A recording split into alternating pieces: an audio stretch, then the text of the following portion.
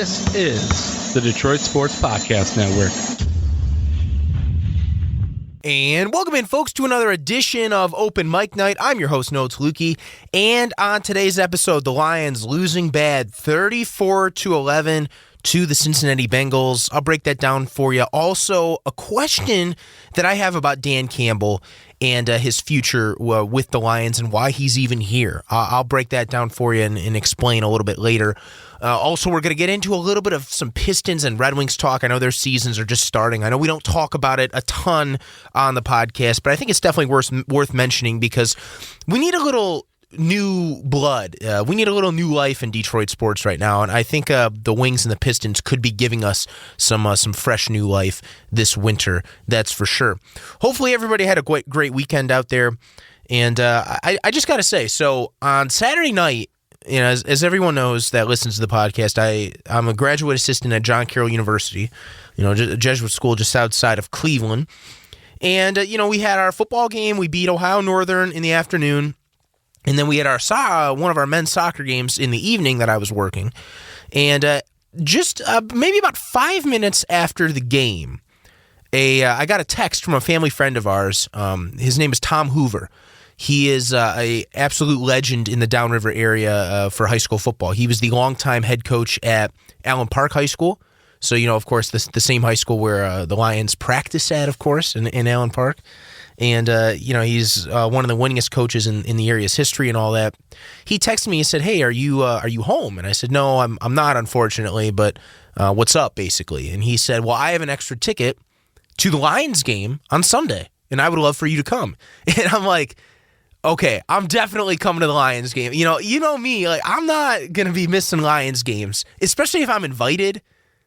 I'm doing everything I can to get there. So in the morning, I left around 7:30 in the morning or so, met him up, got breakfast, and then when we went down to the game, and I just got to say, I guess a public service announcement, if you will, guys, get to Ford Field as early as you can, because we got in about 20 minutes after kickoff, because we had left our little parking spot tailgate area around 12:45, and probably about a 10-minute walk from where we parked, and we had to stand in this really, really long line for almost 30 minutes. And so anyone going to Ford Field, and I know they're understaffed with a lot of security and all that, but it took us a long, long time to get in, especially right during kickoff. So I would advise to get there earlier if possible, because that was a hectic line. Anyways, we had 50-yard line tickets. We were 2 rows from Crack Man, and the legendary Detroit Lions fan. So it was fun watching the game with him and talking to him for a little bit.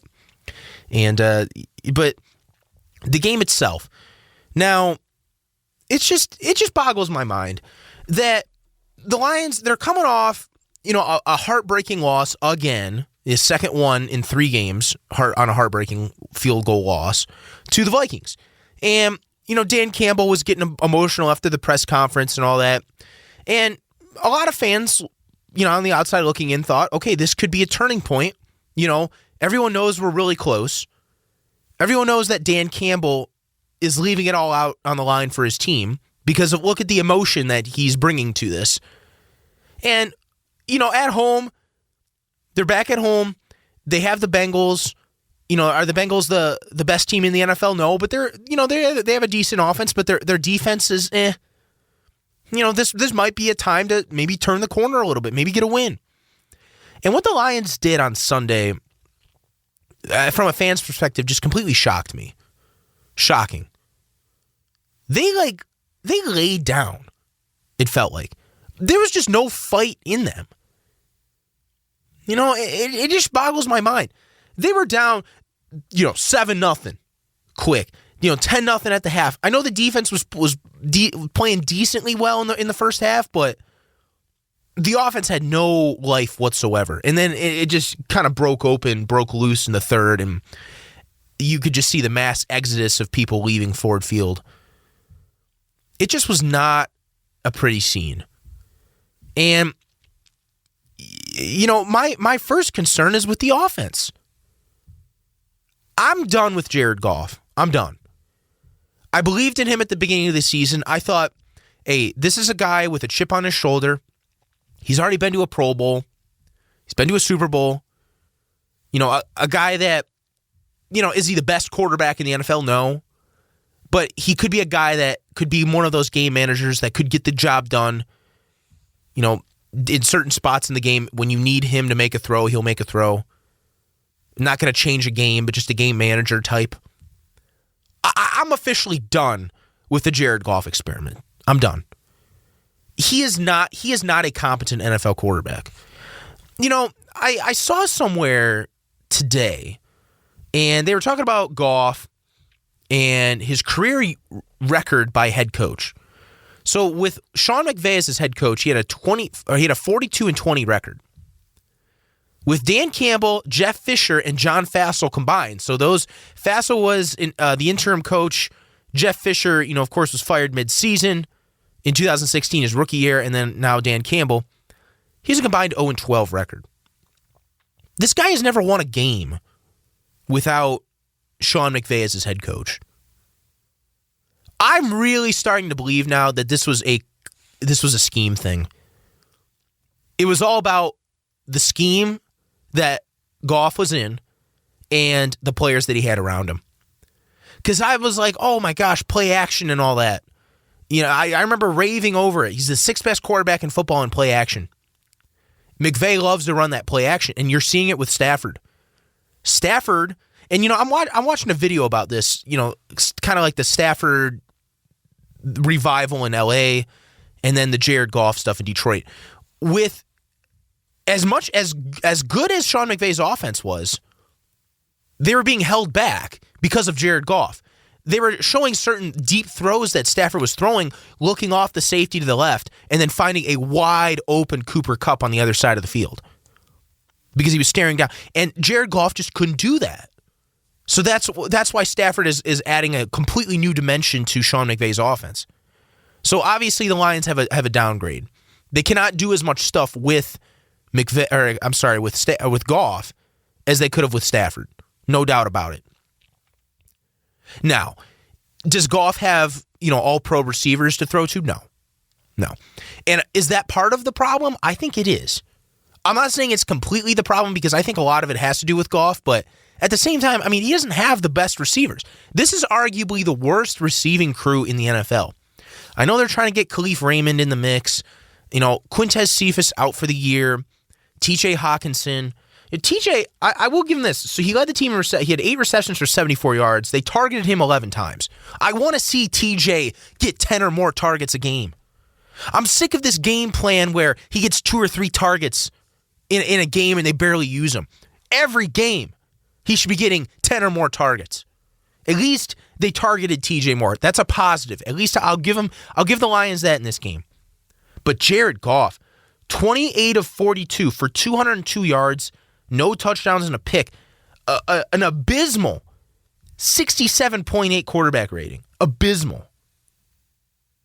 Man, he's not the answer. I know he's just on a 2-year deal, but it just can't get much worse. And, there's fans out there saying, well, they're calling for him to be benched. You can't bench Jared Goff. You know why? Because David Blau is 10 times worse. David Blau is not a good backup quarterback. Tim Boyle, who they had in the offseason, is not a good quarterback. None of these guys are going to push Jared Goff for the starting job. The Lions haven't had a competent backup quarterback, arguably, since Sean Hill. And that was 10 years ago. Sean Hill was arguably probably the best backup quarterback in the NFL. I'll give the Lions their due diligence for drafting him or for getting him 10 years ago. But man, they have not really addressed the quarterback situation since, the backup at least. We're going to bring Kellen Moore in. Jake Rudock. I remember people were saying Jake Rudock drafted in the 6th round. He's going to be the next Tom Brady. Yeah, right. Brad Kaya. Remember they drafted him in the 6th round from Miami? That was a waste of time. The Lions just have not had competent backup quarterbacks. And it just gets me all riled up as a fan. There's just some of these decisions that you just think any competent organization would know how to do this. And look, you guys know me. I'm the most pro-Lions person there is. I'm always cheering on these guys. I'm cheering for the Lions, dude. I have hope for them. But just some of this stuff, you just got to think, there's something seriously wrong. Man. I do want to get a little bit of Dan Campbell stuff, too. So, I'm listening to Valenti and Rico on Monday, after the loss, and a caller calls up, and he asks, why did Campbell get a 6-year deal? Kind of a question I've been wondering, too. Valenti had a good response, and I think it's interesting, and I think it's interesting to point out here. He said really it's for 2 reasons. He said, one, a 6-year deal is what they needed to get him here. Because, it had to be lucrative, with a lot of money in it, long term, because there wasn't going to be a lot of people that wanted this job. And the other thing is that Campbell was probably not the Lions' first decision as a head coach. They wanted someone else. And remember there were reports out there that the number one decision was probably someone in college, like a Matt Campbell or a Pat Fitzgerald, like one of those guys they wanted.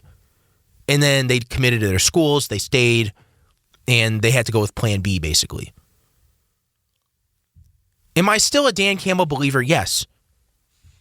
However, I am getting a little worried because it's kind of, the Lions situation is very similar to what it's like at the University of Akron. And you might think, well, what the heck does Akron have to do with the Lions? This is what happened, and it's completely different situations. I get it, but I could see similar parallels. So Akron's head coach is Tom Arth. Tom Arth is a John Carroll grad, class of 2003. Played in the NFL for a little bit as an undrafted free agent. Best quarterback in John Carroll history. All that. Young, offensive mind. He was John Carroll's head coach for 4 years. 40-8 record. State semifinal appearance. OAC championship. He gets a job at Chattanooga in Tennessee, has a losing record in 2 years before he's hired by University of Akron. This guy has won 4 games in his first 3 seasons. 4. He went 0-12 his first year, 1 game last year, and 2 games this year. I'm sorry, 3 wins. 3 wins in his first 3 seasons. But, I've heard from people. People are buying it at Akron. A lot of people are buying into this coaching staff. But here's the problem. That's the same thing that they're saying in Detroit. You heard Calvin Shepard talk last week, the linebackers coach. There's a different buy-in with these guys. I'm just saying, though, I'm getting a little bit worried. We're not going 0-17. I talked about that last week. We're not going 0-17. But it's a little concerning because it's hard to get players to buy in when there's no results. If they keep losing, it's the same at Akron. How are these guys going to buy in if they keep losing games? How are the Lions going to be able to... Well, how is Akron going to recruit? How are the Lions going to get free agents? If they're not winning games or if they're not showing improvement somehow. It's just not happening right now. I don't want people to freak out, but I think it's just something that is interesting, especially if this continues. Lions and the Rams this weekend. I don't want to get into the whole Stafford talk. I don't. Stafford's revenge. No. I actually think this is going to be a close game.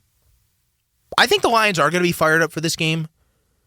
It's going to be, I think it's going to be kind of similar to the Brady-Belichick chess match. Brady knew Belichick's strengths and weaknesses. Belichick knew his strengths. I know it's a completely different coaching staff, and this team is not as talented or well coached. I get it. But I know these players know his strengths and weaknesses because a lot of these guys were with him for, the last couple years of his career. Stafford also knows our strengths and weaknesses for the most part. So I actually think it's going to be a chess match. Now, am I saying we're going to win the game?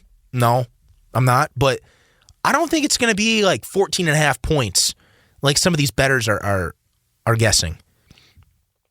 I think it's going to be less than a 10-point game, personally. But it's going to be really interesting to see. The Lions are going to be in their brand new, stadium out there in Inglewood, SoFi Stadium, playing against Stafford. Stafford will be fired up. I mean, we're all going to be fired up for it. I'm really excited to watch and see.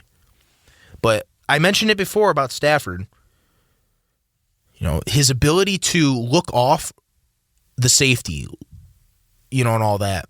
Stare down the safety so you think you're throwing one route and then completely shift your eyes to the other side of the field and throw those long bombs.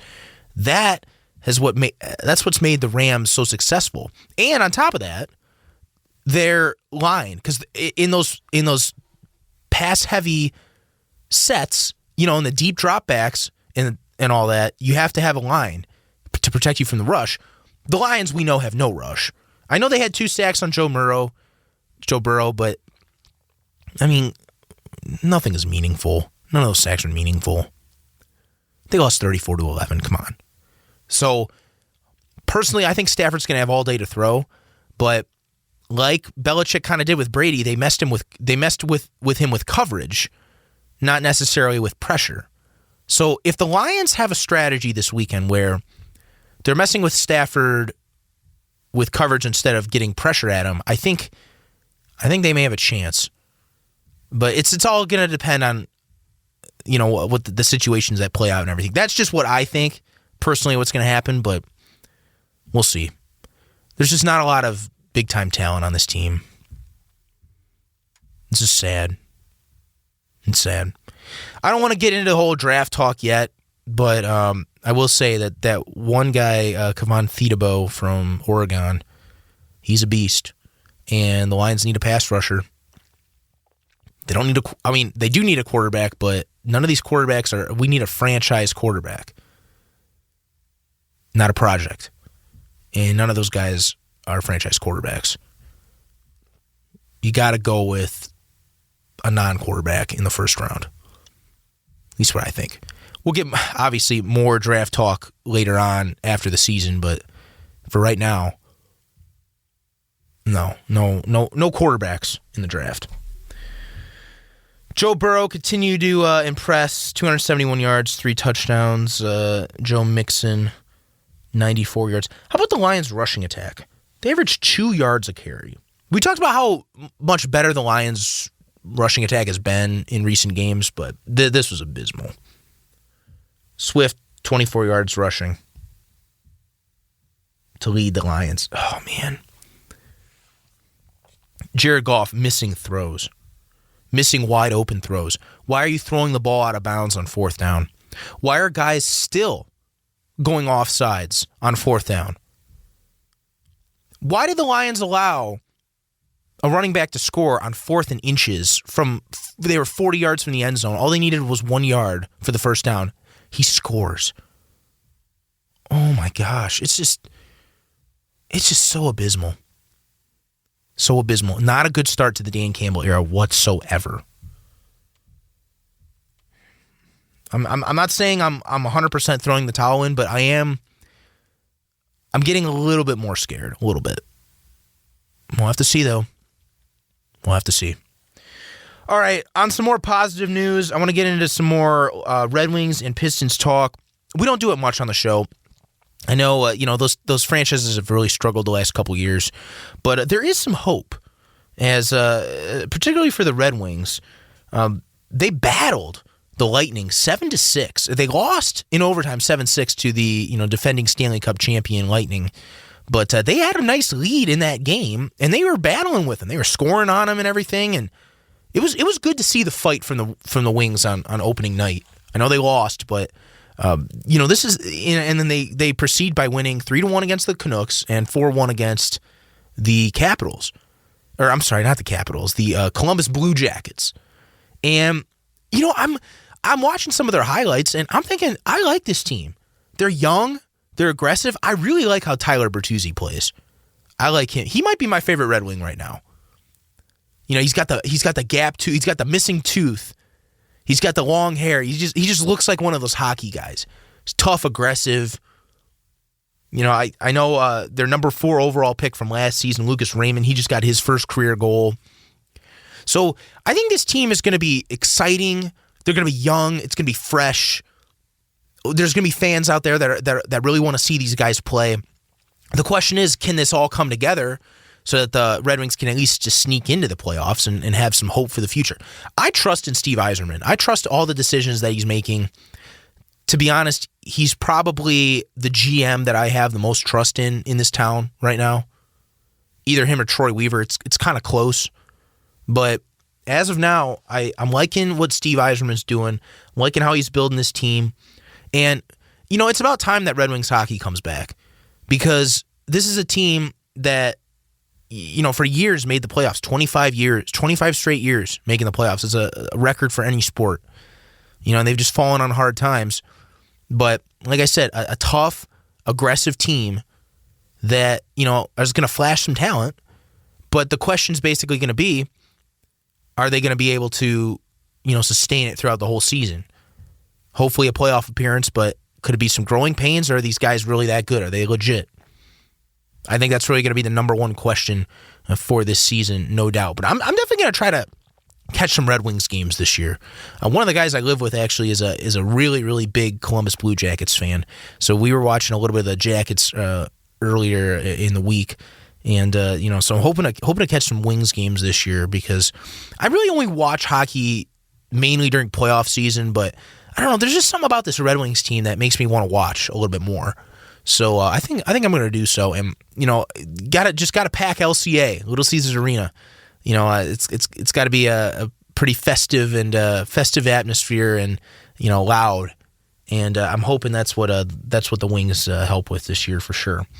All right, the other team that plays there, the Renters, I should say, the Pistons, they, opening night against the Bulls on Wednesday, and I'm a little concerned right now about Cade Cunningham, because Cade Cunningham, they're saying, injured his ankle, and he's going to miss the first game against the Bulls. I just find it interesting because for weeks they've been saying, oh, it's just minor. He'll be fine. But why is he missing the first game? That's just my question. I really hope he's okay, because the Pistons are going to need him. He's supposed to be the most complete player the draft has seen in years. He's, a lot of people are thinking he's kind of the savior of Detroit sports. So I'm really hoping Cade Cunningham gets healthy soon. Pistons are going to need him.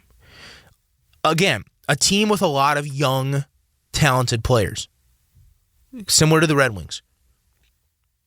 You got Isaiah Stewart, Sadiq Bey. And what I really liked about last year's team was that Troy Weaver, the GM, he comes in and he guts the roster, trades Blake Griffin, trades Derrick Rose, gets rid of all those guys from the previous era, and gutted the roster. And I think it helped because all those rookies last year got to play. And they were all playing out there. I think they had one of the younger lineups in the NBA. They all got to play and start and all that and develop chemistry together their rookie years. They weren't coming off the bench or anything. These guys were out there and they were developing. Sadiq Bey and Isaiah Stewart, they made the all-rookie team. So I'm really hoping that experience from last year will give the Pistons some life for this year. Am I saying playoffs? No, not necessarily. But, in the NBA, if you have a little bit of success and you win a couple games here and there with some of your talented players, you're going to win. You're going to make it to the playoffs.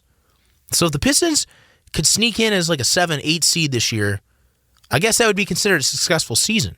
Now, next year is when it's going to be go time. You're going to have to try to get a top 4 seed, I think. Especially if you get a 7 or 8 seed this year. But I think that definitely is probably the ceiling for the Pistons, 7th or 8th seed in the playoffs. Could be wrong, but I think, I don't know if it's going to be more growing pains or not, but it might be less growing pains than it usually would be just because of all those guys were able to get experience and playing time last year. They're going to need Cade Cunningham to stay healthy. Oh, and Killian Hayes, that's the other guy too. Killian Hayes is going to have to, he's going to have to step up too because, Remember, a guy who's really struggled with injuries last year, and a guy that they really see as part of their future. So he's going to have to step up. Hopefully Cade gets back, motorcade, and, the Pistons just get rolling. Because, like I said, there's not much to cheer for right now in Detroit. And, the Tigers, there's some hope there, but, they lost. They're losing seasons, 77 and 85. We'll break down the Tigers maybe in an episode in the coming weeks. Because I didn't really do a season clincher, if you know what I mean, with them, because they're gonna be in for a big offseason as well. But Motorcade and the Pistons, along with Dylan Larkin and Tyler Bertuzzi and the Red Wings, this is a big year for them. I think both teams' developing the young guys, getting excited, getting the fans back into it. I really think this is a big year, no doubt. Make sure you check out all the other great content on the podcast network, the Michigan Podcast, the Fan Report, the Wrestling Podcast, Doc and Jock. They're all awesome podcasts to listen to, and they all do a great job. Steve Dace with Michigan and in John Macaroon, along with his cousin Adam. I mean, they're just really funny guys, and their podcast is very interesting and enjoyable to listen to. Also, check out John's SI Lions coverage. He does a great job as well. He's always in Allen Park, getting the Lions scoop, always at Lions games covering, asking questions during the post-game interviews. So definitely check out his content as well. Big week in Detroit sports next week. Michigan and Michigan State football. That's going to be very, very exciting. We're going to preview that next week, and it's going to be a lot of fun, no doubt, because there's going to be a lot of people are going to be talking about that. And this is definitely the most hyped game since 2015, when he has trouble with the snap game. So it's going to be a lot of fun, and I'm really looking forward to it, that's for sure. Thanks again, folks, for tuning in, and make sure to tune in next week, only on Open Mic Night.